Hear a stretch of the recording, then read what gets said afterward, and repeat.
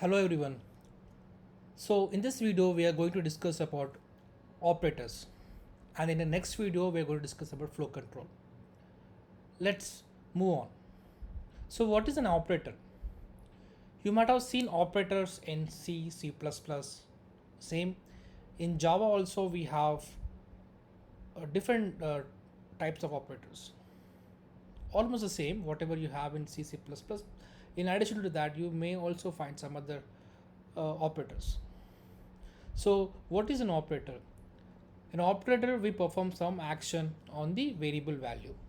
That can be addition, subtraction, division, etc. So based on the behavior, I have categorized the operators into these, whatever there in the slide.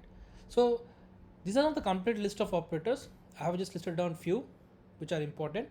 You may also find more list. Okay. So coming to the categories, whatever we have listed down here in the slide. So the first one is the arithmetic operator. So what does the arithmetic operator will do? It will actually do the mathematical calculation, right? Addition of two variable values or two numbers, or the difference between the two numbers, or multiplication when you are multiplying one number with another number. So these are basic arithmetic operations you can perform using these operators. There is a operator modulus. So what this will do? So it will return the remainder value. Suppose you are dividing a number x by y. If it is, if the remainder is 0 or 1 or 2, so that value will be returned. So basically we'll use the modulus operator to get the remainder. Yeah, apart from that we have the increment and decrement operator. Okay, one thing you need to note, we already discussed this in our previous video. So officially in Java we say operator overloading is not supported, but there is an operator in Java which is overloaded. That is nothing but the plus operator. The plus operator will do the addition task, also the concatenation task when the two variable values are string, or at least one of them is string. Okay. Yeah, coming to the next operator, it is assignment operator. So in this category you will find equal to, plus or equal to, minus or equal to. We'll see this with the help of an example in the upcoming program. Apart from that, we also have the comparison operator, where we'll be comparing the variable values, whether they are equal, not equal, greater than or equal to so and some value, etc. And in the assignment operator, what we'll do is we will assign some variable value to a variable, or a variable to another variable. Okay. Yeah, coming to the next one is the logical operator. So suppose you have a condition, or if you want to perform some action based on two conditions. So when the two conditions are met, then you have to perform some action. So in that case, these two conditions are mandatory to pass. So what you will say, condition 1 ampersand ampersand condition 2, that means the two condition, if the two conditions are true, then only execute so and so code, or if one of them is true, then you will use the OR operator. So these are the logical operators. Okay, so coming to the next operator, which is the conditional operator. Okay, so in this conditional operator, so it will just work like the if else block. So if the condition is met, execute this statement. If it is false, then execute the next statement. We'll see that in an program through one of the example. Yeah, the coming to the last operator is the new operator. So using new operator, what we'll do is it will help the programmer to create the objects of a class. Okay, so these are the list of operators. We'll see few of them and we'll understand more about it.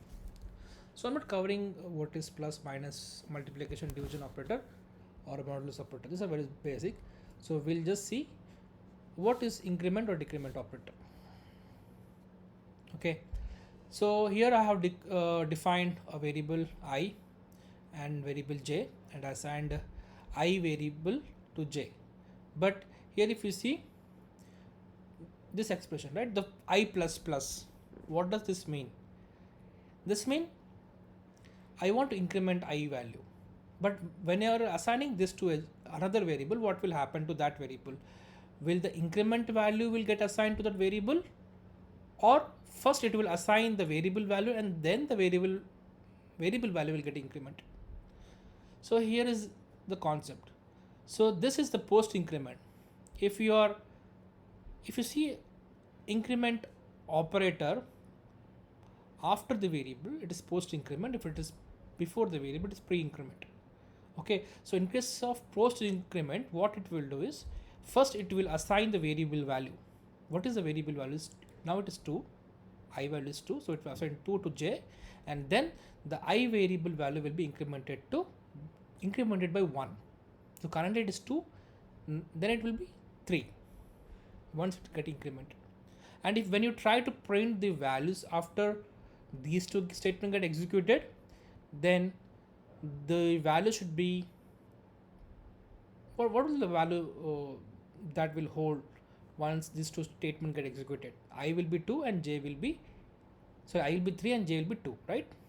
Yeah, we'll try this. We'll try to execute this. So for now I'm commenting some of the code, so using the block comment.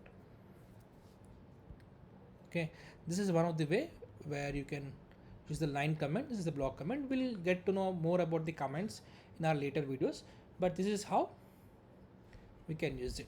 So let's try to understand the post increment. And now I'm saving the file and I'm running the class. Let's see what values has been printed on the console. If you see I value is 3 and j value is 2, this is what we discussed, right? This is what the expected value should be, right? Yeah. So what will happen in case of a pre-increment? So suppose I'm using the increment operator before the variable, sorry. So in this case, what it should hold? So we have a variable I initialized to 2. Now the j variable value is holding plus plus I variable, but the expression is plus plus I. That means it's a pre-increment. That means we need to assign the incremented value of I. That means j should be 3 and I should be 3. Let's try to run this program and see. Yeah, if you see here, we got the expected values. So this is how a pre or post increment will work. Similarly, the pre and post decrement will work.